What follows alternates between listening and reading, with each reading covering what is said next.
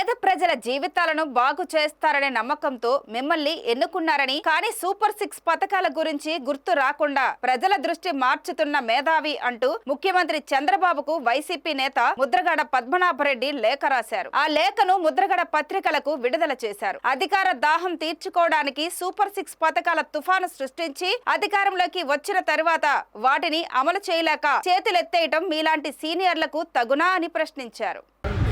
అంతా ఫస్ట్ భాగంలోనే వస్తుంది.